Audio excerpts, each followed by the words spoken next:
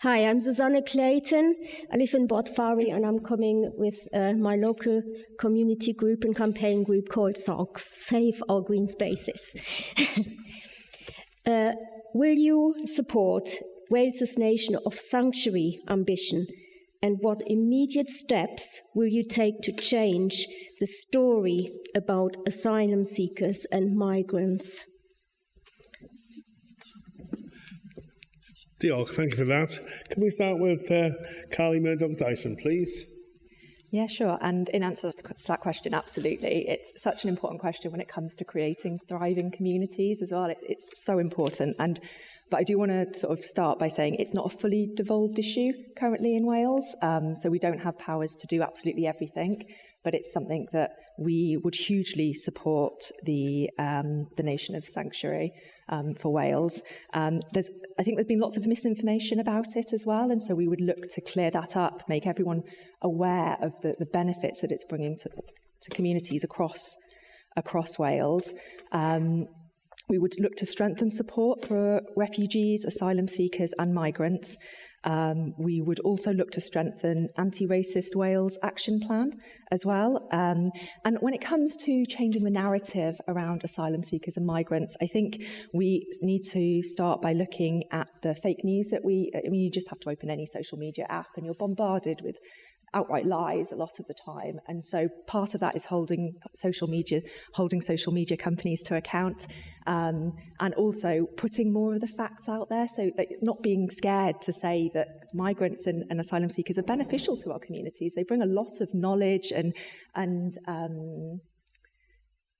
skills that we have as a shortage within Wales, and also we have a very ageing population within Wales, and so we need more people in the country as well. And if we can make sure these people are well integrated, supported and thrive, then our communities are going to thrive too. Thank you. Carolyn Thomas, please, if that's okay.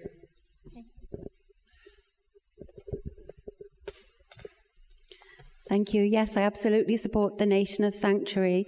We need to ensure that people don't feel let down. They have access to decent homes, health appointments and other public services. I think immigration has been used to cover up for cuts to public funding and create division. We need to correct the misinformation as individuals and also as community leaders. I recently spoke to a person on the doorstep who believed immigration was the cause of not having enough housing and a strain on health services, but a voice popped up in the background and he corrected her. It was her son, and he said, "You're wrong.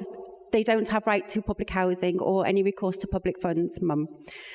She was concerned about migrants and a threat to women and children, which is what gets put about on social media. And he said, you're wrong, Mum, again.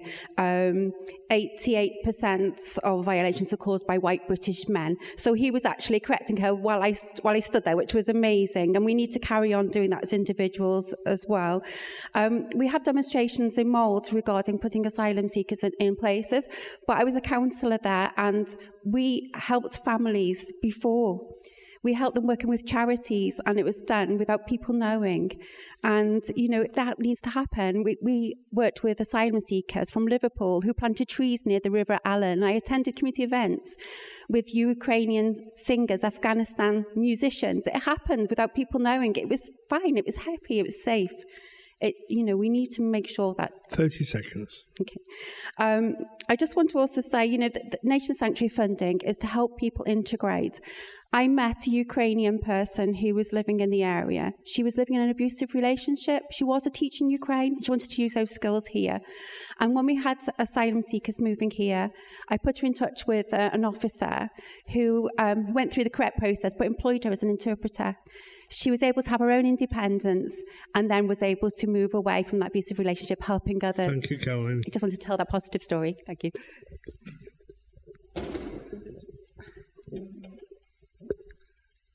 Thank you. Yes, thank you very much. Well, I have very much been an advocate for Nation of Sanctuary, and I will continue to be. And it's something I pledge to myself that I will not walk away from a door if that is thrown at me without, explaining what it is, because I think very often it is people who just don't understand and who swallow what they see on social media. Now, this isn't recent. I have to explain to people, Nation of Sanctuary isn't new. We've had it for many, many years. It's not unique to Wales. We have it in other parts of the UK. In fact, we have to have it. It's the law. It's a legal requirement to provide access to services. Now, okay, we can't decide who comes and under what circumstances and how many, etc., but we can actually support those people who need our support. So I will always challenge any perceptions that people have. And of course, the main one is all the money that's being spent on this. Well, the actual figure since 2019, I think, is 63 million, 58 million of which was to support Ukrainian refugees. And if you explain those points to people, then all of a sudden they do realise that they've been taken for a ride. So in terms of changing the narrative, I think it's absolutely, throwing back at people what their perceptions are and explaining that it's wrong. I think, is it the Refugee Council that's been promoting on Facebook and other social media channels? Somebody sat in the pub 30 seconds. Hearing people saying how many are coming in and they're taking our jobs, and she's there just looking at her phone and, no, that's not true, guys. She challenges them. It literally takes 10 seconds, to search it online, and all of these misapprehensions are blown out of the water. I think it's a third, isn't it, of NHS doctors and nurses are people from abroad. People say that, they get ahead of us in the queue for treatment. You're more likely to be treated Thank you, Claire. than to be gazumped at the queue. Louise, Emery, please. So I think we need to just distinguish between legal migration and asylum seekers. That's two very different groups of people, and the Nation of Sanctuary, I believe, is more around asylum seekers. So if we want to change the narrative, then I think we need to create a system that is fair for both sides. We need to create a system. Clearly, the Home Office is completely overwhelmed with the number of asylum seekers that are coming in, and therefore it takes a long time whether they're going to get that status, and they're stuck essentially. And I do not blame any one of them for trying to make a better life for themselves or escaping from where they come from. But it needs to be fair on both sides. It needs to be fair for them, but it also needs to be fair for the residents of the town or the villages where asylum seekers are to be held while they're waiting for their outcome, or where they're going to live. And there must be integration into the community. So I shall push back a little bit to say that I don't believe it's all social media nonsense. I do believe there is a strain on our public services, and it simply is a numbers game. There will be millions and millions of people from across the world, and this is very sad, but millions of people who will want to come to our country because where they are is a terrible place, and I absolutely accept that. But it is a numbers game.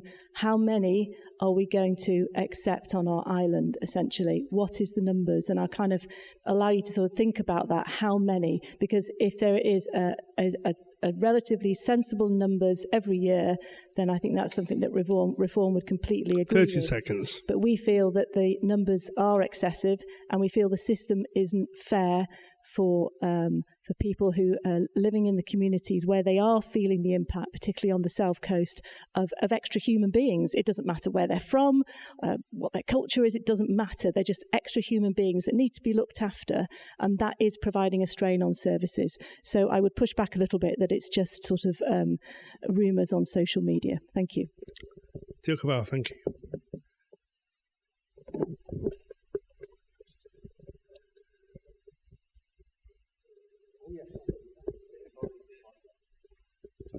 Thank you very much.